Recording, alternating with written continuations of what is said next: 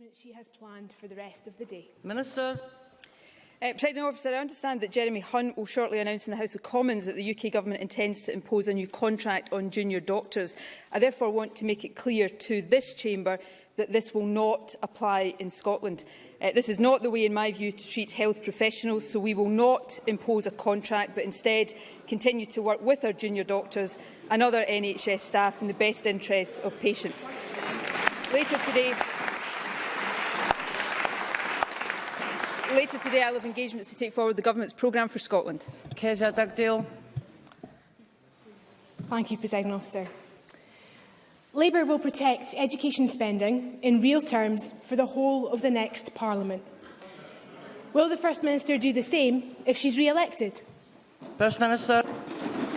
Well, we'll set out our full plans for education and for other matters in our manifesto. But let me just point out to Kezia Dugdale what the record of this government is so far.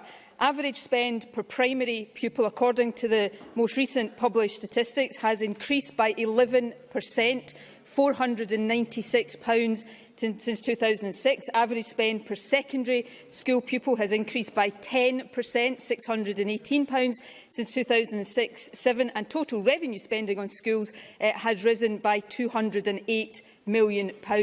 That's the record of this SNP government. We will continue to act to protect the numbers of teachers in our schools, and we will continue to act to address the attainment gap. And I am happy to ask the people of Scotland in a few weeks' time to judge us on that record. Kezia Dugdale. Ms Dugdale. Here's the record of the SNP government: 4,000 fewer teachers, 152,000 fewer college students, and the gap between the richest and the rest as wide as it has ever been. I listened very carefully to the First Minister there, but there was no commitment to protect education spending in real terms for the next 5 years.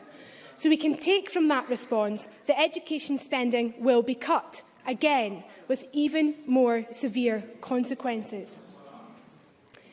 This afternoon, SNP-controlled Perth and Kinross Council will hold a special budget meeting to discuss the cuts they are being forced to make because of the choice that this First Minister has made. That's the SNP-controlled council in John Swinney's backyard. Here are the planned cuts: 186 pages worth of cuts.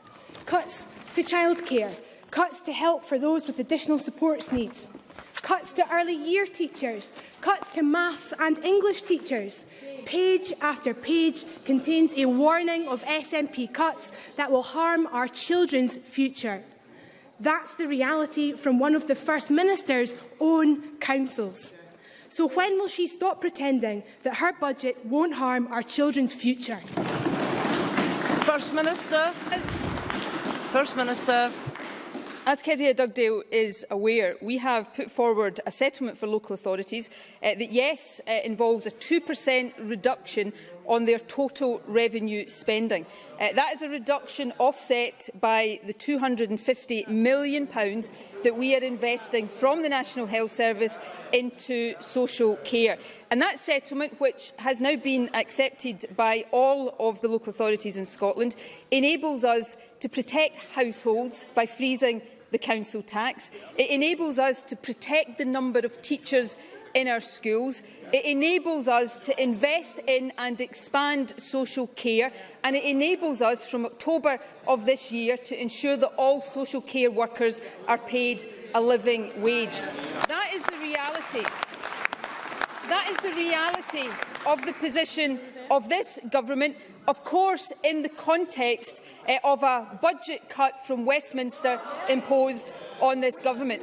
A budget cut, Presiding Officer, that Labour, when they campaigned so vigorously with the Conservatives, were quite happy to see imposed on this Parliament. Kezia Dugdale. Ms Dugdale. Presiding Officer, that ship sailed the moment she stood side by side with the Tories last week to impose cuts on our community. Order! Order! Ms Dugdale. Let's be clear about what these cuts really mean. This document here, this is an SNP council, this document here is cutting the entire budget for supply teachers. And I will quote from the SNP Council paper directly about the consequences of that cut. It states, "Classes may have to be sent home and possibly schools closed." That is the scale of the cuts she is forcing on schools.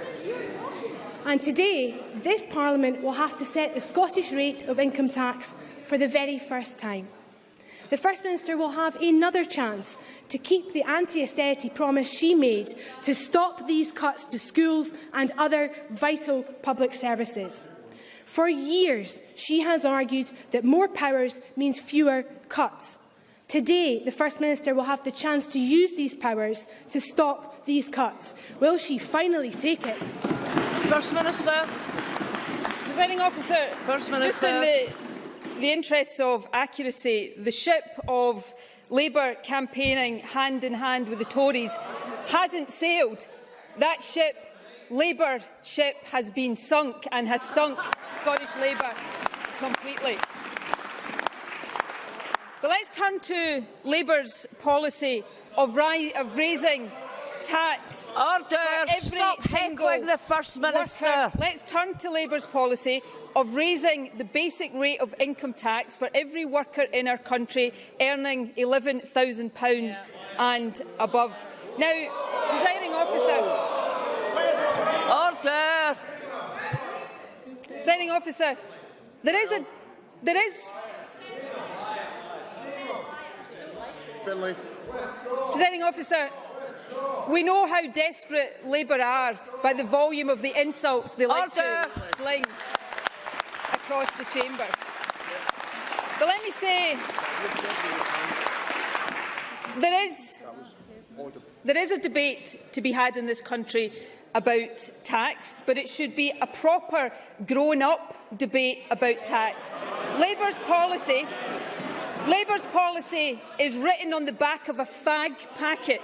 The lack of detail, quite frankly, is embarrassing, but then it's a policy put forward by a party that knows it is 100 million miles away from being a credible opposition, let alone a credible alternative government. It's a dishonest policy because Labour knows it will hit the low-paid. That's why they're suggesting a rebate, but haven't been able to answer a single question about how that works in practice. And it's also a policy, in its presentation from Labour, Presiding Officer, that is out of touch and callous. You know, Kezia Dugdale stands there as someone who, like me,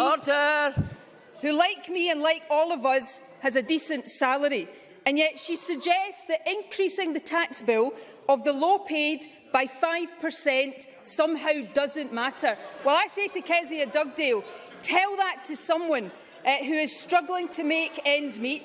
Tell that to someone who suffered years of pay freezes and is counting every penny. It is not fair and it's not progressive to shift the burden of Tory austerity onto the shoulders of the low-paid, and that's probably why less than 1 in 3 voters back Labour's policy. One moment, Ms Dugdale. One moment, Ms Dugdale. Please sit down. I already warned the chamber about heckling the First Minister or anybody else that's speaking. There was a remark that came across the chamber. I didn't quite hear it, but I think from the reaction in the chamber, there was the use of a word which was clearly unparliamentary. I will review the official report afterwards. If the member who used that word wish to admit it and withdraw it now, that would be helpful, but if not, I will take action this afternoon. First Minister. Sorry, Ms Dugdale.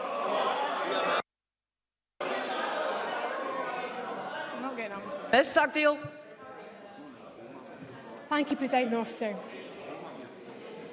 It's very clear from the evidence from the IPPR, from the Resolution Foundation, from SPICE, from the House of Commons Library, from Professor David Iser, from Professor David Bell, that Labour's proposals are fair and they are workable. That is why council leader after council leader has backed it. That's why union leader after union leader has said it is fair.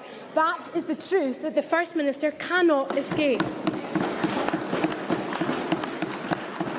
But the First Minister and I have something in common here, Presiding Officer. We both oppose George Osborne's austerity, and we both want the best for our country. Where we part is that Labour has a fair plan that will ask some of us to pay a bit more and the wealthiest few to pay a lot more. And in so doing, we can stop these cuts that would damage our economy and stop young people from achieving their potential, cuts that would see councils across the country slash spending on our schools, and cuts to childcare that would hold working families back. So, faced with the choice between using the powers of this Parliament to invest or cutting schools, why does the First Minister choose cuts? First Minister. Well, firstly, Presiding Officer, Kezia Dugdale and Labour don't oppose George Osborne's austerity. They campaigned with the Tories to keep us subject to George Osborne's austerity.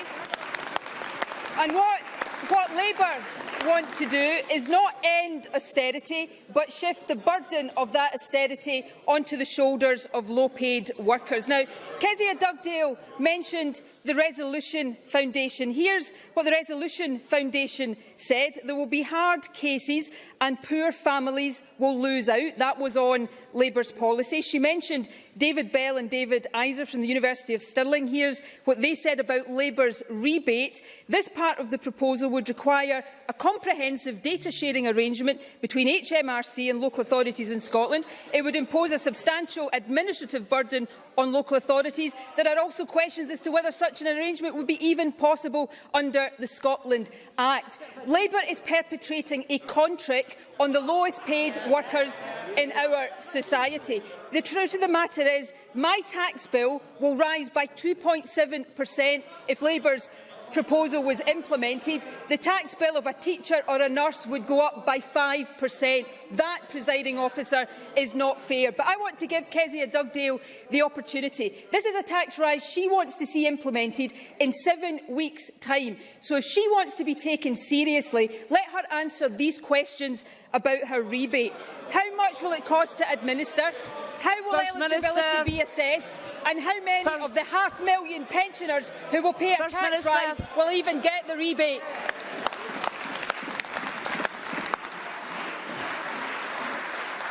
First Minister, the opposition put questions to you. You don't put them to the opposition.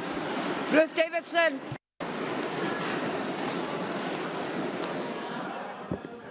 Thank you, Presiding Officer. To ask the First Minister when she'll next meet the Secretary of State for Scotland. First Minister. No immediate plans. First Minister. Sorry, Ruth Davidson. For the first time, the SNP government has taken over responsibility for managing payments to farmers. And here's how they've done so far. We have a botched IT system costing nearly half as much as this Parliament building, which still doesn't work. We have farmers fobbed off with promises that they'd receive their payments by the end of January, and only a third of them have. We now find that ministers were told of problems in 2014, but of course back then they were all too busy campaigning for independence. We know that what their response has been. It came in 5 pages of excuses and lines to deploy that was emailed by mistake from the SNP to everybody in Parliament. So can I ask the First Minister, should her team, instead of getting their excuses in, be spending more time fixing the problem? First Minister. Well, my team, both in government and in the civil service, are working to make sure that we get payments to farmers as quickly as possible. The Cabinet is discussing this issue on a weekly basis.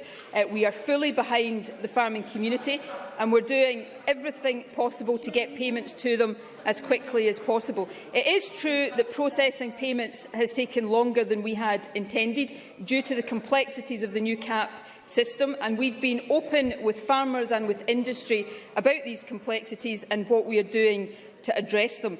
We started paying the first instalment payments to farmers by the end of December. By the end of January, almost 30% had been paid the first instalment, with further payments initiated since then. As of last week, the total number of payments committed was 35%.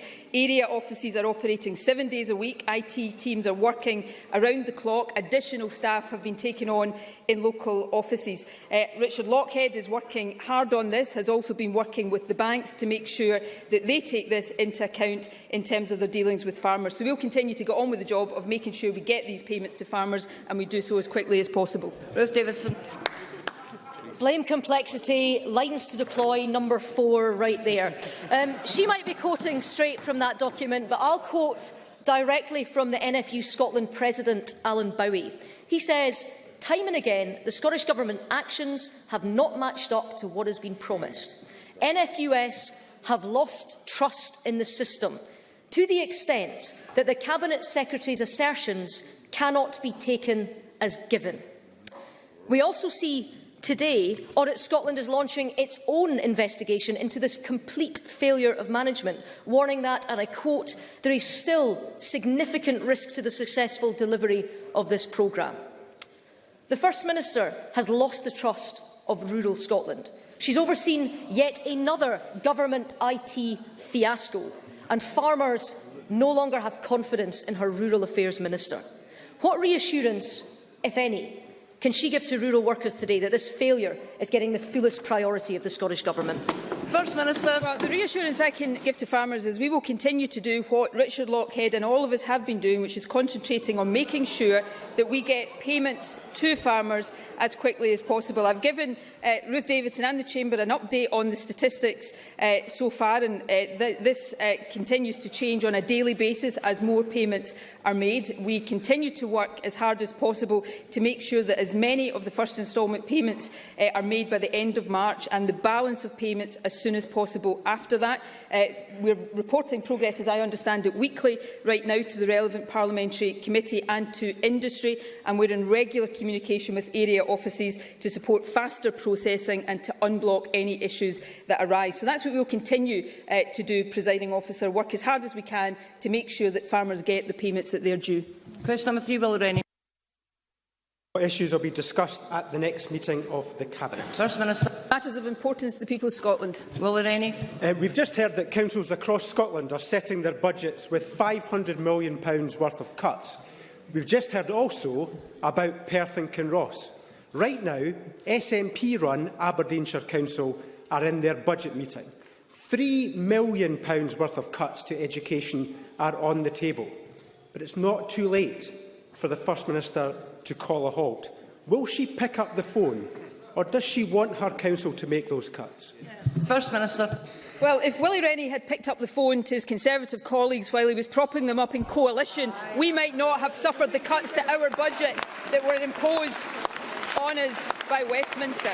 Now, as I've said, we have put forward a settlement for local authorities that reduces their total revenue expenditure by 2%, offset by £250 million investment in social care. And what we want to do is work with local authorities to make sure that settlement protects the things that matter: teachers in our schools, social care investment, a living wage for social care workers, and protecting household budgets. Now, it's no surprise to me that the party that backed Ian Duncan Smith when he wanted to impose the bedroom tax doesn't care about increasing taxes on low-paid workers, but I do care about that. So we will continue to take a fair and a balanced approach, and that will be one of the many differences between this government and the Liberal Democrats. Will Rennie. God, it's the same old excuses. I would have sympathy. I would have sympathy for the First Minister. I would have sympathy for the First Minister if she did not have the power to do something about it. But she does. The buck stops in that seat over there. This afternoon, this Parliament votes on the income tax resolution. One penny gives £475 million for education, for Scotland's children. It's the power to stop the cuts. So she has the power. Why won't she use it? Is it pride? Is it our Finance Secretary? Or does she simply not care anymore? First Minister. As I've said, Presiding Officer, it is no surprise to me that the leader of a party that spent 5 years in coalition with the Conservatives doesn't care about people on low wages. But I do care about people on low wages, struggling to make ends meet, spending every week, counting every penny and every pound. And Willie Rennie's policy of putting a penny on the basic rate of income tax. He's not even pretending that he's going to try to compensate low-income workers the way Labour is. His policy would have everybody earning above £11,000 a year paying more in tax. I don't think that's fair. I think that's transferring Tory austerity to the shoulders of the low-paid. He might want to do that. I'm not prepared to do that. Question number 4. Claire Adamson. Thank you, Presiding Officer. To ask the First Minister what the Scottish Government's position is on the impact in Scotland of the planned UK reductions to housing benefits for vulnerable people who stay in supported and women's aid refuge accommodation. First Minister. The UK Government proposed to set the housing element of benefit claims to local housing allowance levels. As this is lower than the cost of rent and service charges in refuges and supported accommodation, this will have a catastrophic impact on some of the most vulnerable people in our society who rely on such support for survival. And that does include women fleeing domestic abuse, disabled people, older people and some homeless people. The Scottish Government is concerned about these proposals, which were outlined in the UK Government spending review. The Social Justice Secretary has written to the UK Minister for Welfare Reform to express our grave concerns and to seek urgent clarification on what protection will be provided for those in supported accommodation. Claire Adamson. Thank the First Minister for her answer. Does the First Minister agree that the only way to stop both tenants and providers from the worry and distress being caused by these proposals is if the UK Government make clear now that refuge and supported accommodation will be totally exempt from the local housing allowance cap? First Minister. Yes, I do agree with that. Tenants, I think, urgently need to be reassured that their accommodation will be exempt from the local housing allowance rate so that they don't need to worry about their future. Providers of supported accommodation and refuge accommodation also need to have the security to know that they can continue to provide essential services and be able to plan for the future. The UK Government's proposals mean that there is now real uncertainty about the future provision of refuge and other forms of supported accommodation, not just in Scotland, I have to say, but across the UK, despite an earlier announcement that changes to funding arrangements would be cost neutral. UK ministers can put an end to this worry now, and I call on them to immediately announce an exemption for refuge and supported accommodation from the local housing allowance cap. Question number 5, Jenny Mara. To ask the First Minister what the Scottish Government's position is on Douglas Westwood's forecast for North Sea decommissioning until 2040. First Minister. Well, this report reinforces how important it is to support the sector at this time. Our first aim, of course, is to avoid any premature cessation of production, which is why the UK Government should ensure that the fiscal regime is not a barrier to activity and investment, as it often has been in the past. In addition, we must ensure that the decommissioning process is managed effectively. As we set out in the refreshed oil and gas strategy published on Monday, Scotland can play a leading role in the development of the decommissioning market. While some decommissioning activity is to be expected over the next decade, there are still substantial reserves to be recovered in the North Sea. Up to 22 billion barrels of oil and gas are estimated to remain. New fields are continuing to come on stream. For example, first production from Total's Lagan and Tormore fields in the west of Shetland was announced just this week. Jenny Mara. Thank the First Minister for her answer. She says that some decommissioning is to be expected, but 150 of our oil platforms are to be scrapped over the next 10 years, making decommissioning an urgent priority if we are to anchor these industrial jobs in Scotland. They are already sailing past our ports down to Hartlepool. Dundee, First Minister, needs a working river, not just a waterfront. I have met with Shell and Decom North Sea, and they have said that decommissioning can happen in our city. We lost out on the 750 renewables jobs that the SNP promised, but we have 3 factory closures over the last few weeks, with lots of skilled people in our city looking for work. Presiding Officer, to the 100 engineers at Flint who are facing redundancy, can the First Minister pledge 3 things? That the Oil and Gas Technology Centre will be established in Dundee, that she will find economic development money like she did for Aberdeen, for our city, and that she will come to Dundee, meet with our decom companies and see how we can scale up to a full-size industry in our city. First Minister. Well, I'll obviously give consideration to Jenny Mara's specific proposals, although, as I understand it, a city deal for Dundee is still under discussion, and as she will know from the Scottish Government's position on the Glasgow and Clyde Valley and Aberdeen and Aberdeenshire city deals, we are very supportive of city deals. I think it's important to say two things.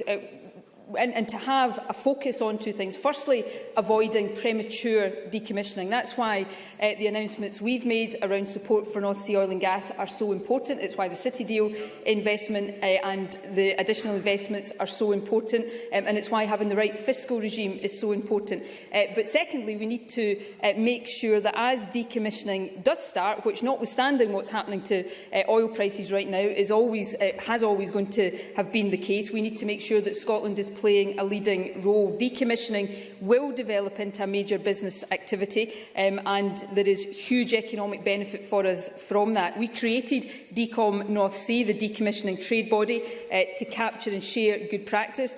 We support the OGA's plan to establish a single decommissioning board so that we can drive forward innovation and efficiency, and we're committed to investing in the necessary infrastructure to support decommissioning activity, and that of course is demonstrated through the £2.4 million funding from Scottish Government and Highlands and Islands Enterprise to develop the quay in Shetland, but there will be other projects that we want to support as well. So we are absolutely focused on this. That is demonstrated in the refreshed oil and gas strategy, and I would ask Jenny Mara to engage with that constructively. Patrick Harvie. Scotland is going to be dramatically more exposed to the risks from the inevitable decline in the fossil fuel industry if we simply kid ourselves that it isn't happening already. Isn't it clear that we face a very simple choice? Embrace the opportunities from decommissioning and accelerate activity in that regard as our principal focus, or see those jobs go to bidders from other countries which will gain the international reputation to be world leaders in the industry? First Minister. Well, I noticed there Jenny Mara applauding a call for accelerated decommissioning of the North Sea. That seems a strange position to take. Can I say to Patrick Harvie, I do agree with the first part of his question there. I think, as I hope he heard me say to Jenny Mara, that we should embrace the opportunities of decommissioning. Where we differ is I don't think we should be seeking to accelerate decommissioning. I think we should be seeking to avoid premature decommissioning. And we should also be doing what this government has consistently done, is invest in renewable infrastructure and renewable generation as well. So we will continue to support the North Sea while also supporting where and wherever we can the transition to renewable capacity. I think that's the right balanced approach to take. Question number 6, Murdo Fraser. Thank you. To ask the First Minister what the Scottish Government's response is to the latest Bank of Scotland's Purchasing Managers Index. First Minister. I welcome the recent Bank of Scotland Purchasing Managers Index. It signals the continued expansion of the private sector in Scotland at the start of this year.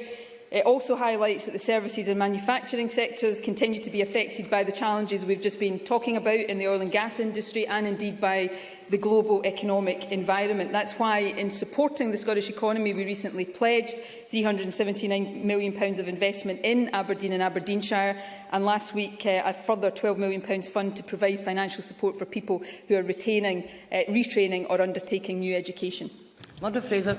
Can I thank the First Minister for her response? But despite the positive gloss she puts in it, the PMI report from Bank of Scotland is just one of a series of reports recently that have had worrying news for the Scottish economy. Yesterday, the Scottish Government's National Accounts Survey showed that Scottish GDP per capita is now 1% lower than the rest of the UK, when 2 years ago it was 6% higher. In its draft budget, the Scottish Government announced a doubling of the so-called large business supplement for non-domestic rates, which will hit 26% of businesses in Edinburgh, 25% in Aberdeen, 24% in Inverness and 20% in Perth. How will this £60 million tax raid on Scottish businesses help grow our economy? First Minister. Well, the increase in the large business supplement is lower than it was in, I think, 2011. But we have to take, and this has been reflected throughout our discussions. We have on one side people wanting us to put tax up on basic rate income tax payers. On the other side, we've got people wanting us to cut taxes for business. We will continue to take a sensible, balanced approach to our budget, to growing our economy and ensuring fairness for taxpayers. But, Murdo Fraser Fraser puts forward in characteristic style the doom and gloom view of the Scottish economy. Now, of course, there's no room for complacency because of the global economic conditions, but let's just look at the reality in our economy. Our economy has grown for 3 years continuously now. We've got a higher employment rate than the UK as a whole. Employment is now 67,000 above its pre-recession peak. We've got a higher youth employment rate than the UK. Our female employment rate is the second highest in the UK. We're investing where our investment is required, and we're continuing to support our economy as it moves forward. So I would hope Murdo Fraser and the whole chamber would get behind this government as it seeks to make sure we continue to see growth in the Scottish economy. You didn't, frankly, have the balls to put country before party.